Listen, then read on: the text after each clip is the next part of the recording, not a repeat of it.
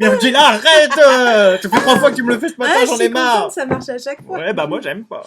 Je voulais faire comme dans Ring Sadako. Ouais, bah t'as réussi, oui. Ouais, ça marche bien. Bon, petit jeu d'acteur extraordinaire pour le début de ce 5e rendez-vous de... Angela Sur une thématique de quoi, Angela? Frisson. Peur. Angoisse. Oh, spooky time. Spooky time. Ouais. Et on commence avec Apprivoiser la bête. de Time Mark le Ah bah vous voulez du frisson, vous allez en avoir. dans la collection Écho. Donc, on va suivre Polly, adolescente, qui va se retrouver seule puisque sa mère a disparu. Et avant de disparaître, elle lui confie une pilule d'un projet scientifique. Elle se fait arrêter par la police, cette jeune fille. Pendant l'interrogatoire un peu musclé, elle avale cette pilule et tout déraille. blackout. Et lorsqu'elle se réveille, tout est dévasté. Mhm. Pour la suite, regardez Regardez la cette couverture, c'est yeux qui brillent. Et je vous donnerai un seul indice. Vas-y, pour moi. Mutation. Excellent choix, Angela. Merci. Bravo. Alors, on change de frisson. On change de On frisson. change d'office aussi, d'ailleurs, puisque ce sera à partir Voilà. du 8 octobre. Et là, c'est le nouvel électrogène. Oui, superbe. Qui s'appelle Point de fuite. Donc c'est Marie Collot et Nancy Gilbert qui l'ont écrit à 4 mains. Et alors là, c'est un autre genre de frisson, parce que c'est un ouvrage réaliste. Hein. On parle d'une jeune femme qui s'appelle Mona, une lycéenne qui a tout pour elle. Elle est jolie, elle a une super famille, des amis qui l'aiment. Puis un jour, elle rencontre l'homme de sa vie. Alors, il s'appelle Joshua. Elle en tombe follement amoureuse. Ce Joshua, il s'avère qu'il va être violent avec elle. Donc, Oui. finalement, il commence à être violent moralement au départ, puis physiquement. C'est en fait un pervers narcissique. On apprend son passé par certains des personnages qui gravitent autour d'eux.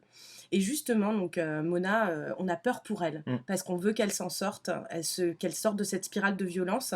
Et donc tous ces personnages qui vont être rayonnés autour d'elle vont l'aider.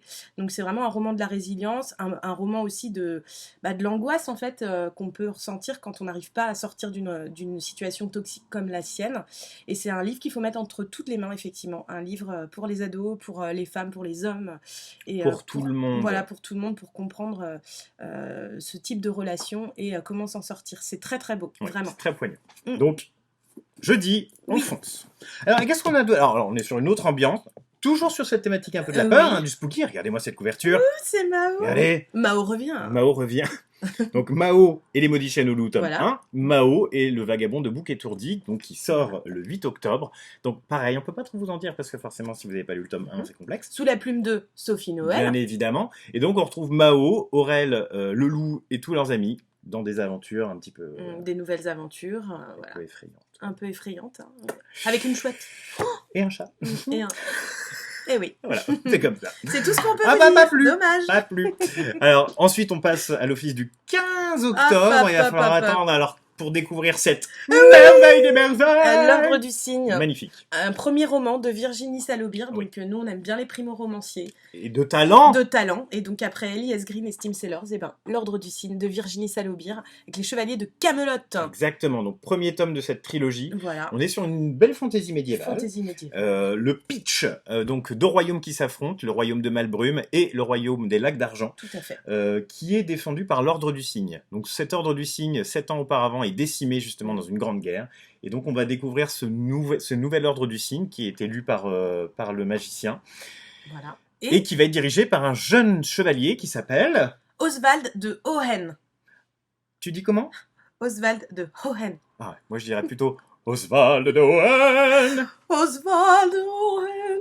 Je pense qu'on est bien là. Donc Oswald de Hohen, Ouais. qui est à la tête qui était à la tête et qui sont de cet ordre. habités par l'esprit de l'épée. Alors, stop, Ouh là là là. n'allons pas trop loin, Mhm. parce que déjà on vous en a dit pas mal, Et on mais vous c'est a pour surtout attiser dit- ce On vous a surtout parlé de Oswald de Hohen.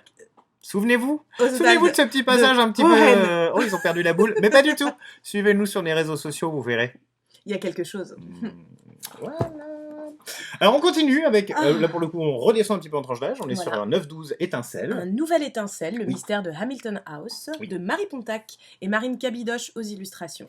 Et là, on va suivre les aventures d'Emily et Lizzie Hamilton, deux petites filles qui reviennent d'Inde avec leur papa qui était général dans l'armée. Et donc on est à la fin du 19e siècle. Ils sont dans un grand manoir anglais, ambiance creepy, spooky. Et là, les poupées de Lizzie se font décapiter. Exactement Angela. Et que se passe-t-il? What's going Alors, on? il y a un lien avec un bijou, mais on n'en dira pas plus. On s'arrête. Un Ouais, bijou ou un une bijou? pierre? Eh non mais faut rien dire Angela. Mais non. Allez, c'est trop loin. Bref, bon, lisez-le. Lisez-le. Ensuite, on se rapproche alors d'Halloween, mais pas que. Pas que. Donc Alors, là, il va être question de monstres. Ah bah bien Mais un évidemment. monstre, c'est pas forcément celui qu'on croit, quoi. Non, et ça peut être des monstres. Parce que gentils regarde, aussi. nous, on est un peu des monstres avec Jérôme. Creepy. Donc, on va découvrir. Alors, c'est le premier roman de Karina Rosenfeld. Et alors là, c'est parce que extraordinaire. Karina, elle s'est adonnée au roman ado, adulte, Tout. à tout. Mais Et là, pas encore les premiers romans. c'est le On premier est roman. hyper content. Ouais. Donc, La chaussette fière. de Proust, avec les illustrations de Marie Touly. Alors là, on suit de la mignonitude à gogo. Donc, Proust, qui est ce jeune monstre, c'est un mangeur de chaussettes. Vous savez, les chaussettes de qui chaussettes, disparaissent. Oui, c'est celles qui sont très mauvaises. Ah là là. Toutes ces chaussettes, vous n'en retrouvez qu'une lorsque vous ouvrez votre tambour de machine à laver quand elle a tourné. Voilà. Et ben c'est eux, c'est les mangeurs de C'est les chaussettes. mangeurs de Ils en chaussettes. goûtent une, ils se disent ah non, c'est pas les bonnes chaussettes, c'est pas comme celle de ma maman. Et ils laissent l'autre. Voilà. Donc on vous laisse là-dessus parce qu'on va pas vous raconter l'histoire, mais en tout cas il va être cas de foot, de jeunes garçons, de famille adorable. Voilà. Et de petits monstres mignons. Et voilà. Ouais. Ça peut être ça aussi Halloween, hein. Mais Des oui. petits monstres mignons. Il n'y a pas que des monstres. Alors on replonge par contre Qui dans font le peur. monstre qui fait peur. Un petit peu plus. Ah. Hein. Donc là, hop, on retrouve notre Sorian détective de Nash. dingue qu'on adore. Ouais, Hein, Sorian Nash, qui se transforme toujours en personnage. de la littérature classique. Voilà, pour résoudre des enquêtes. Et Et, donc, là, bah, il y a une nouvelle enquête à résoudre voilà. dans ce tome Donc 4. le final de cette série, on vous laisse découvrir ce personnage sur la À bordure. votre avis, est-ce qu'on Hein donne un indice, Jérôme? Bah, je pense que tout est dit. Hein. Je dirais aïe et eau bénite. Ouais, bien. Je dirais verre de sambre. Ah, c'est pas mal aussi. Ou chauve-souris. Oh. Donc, bon, bah, voilà. Pareil, hein, on va pas vous expliquer, puisque forcément, si vous n'avez pas lu les précédentes, Voilà. ça ne sert à Mais rien. c'est Sorian et on est très heureux de Et le alors retrouver. Par contre, quand on arrive à Halloween, quelle est donc la fête qui suit, Angela? Je dirais Noël. Oui, quelle merveilleuse. Elle est extraordinaire. Alors, C'était tellement... je garde celui-ci, je te laisse prendre celui-ci. Moi, je Oui. garde le petit carnet. Alors, on va vous présenter un Une merveille. calendrier de l'Avent exceptionnel et sans chocolat. Dessiné, illustré merveilleusement par Tristan Gion. Angela, démonstration. Attention. Alors là, Regardez-moi cette splendeur. cette splendeur, c'est l'atelier L'atelier des du... lutins. Voilà. Dans l'atelier du Père Noël. Et on va découvrir tous ces petits lutins qui sont en train de fabriquer Voilà. les jouets que vont recevoir les Et enfants avec ce pour Noël. petit livret. Voilà. Et donc, on raconte l'histoire des jouets. Et Mhm. les enfants vont devoir découvrir quel jouet se cache derrière chaque Voilà. énigme. Et donc, ça, Petite chaque énigme. jour. Et qui a écrit ces énigmes, Jérôme? C'est l'équipe Gulfstream. Oui. J'espère que ça vous amusera autant que nous, hein, parce Mhm. qu'on s'est bien régalé. Ouais, c'était chouette. Et donc, bien évidemment, je le mets devant, hein, mais ressort le calendrier de l'Avent illustré par Lucie Brunelière sur à qui sont ces traces sur le chemin. Là, Voilà. ce sont des animaux qu'il faut découvrir et chaque animal apporte une petite décoration de Noël. Mhm. Nous avons terminé.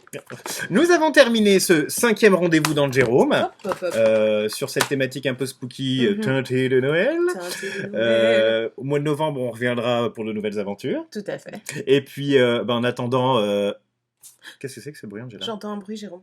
Ok. J'ai peur. Jérôme, Ah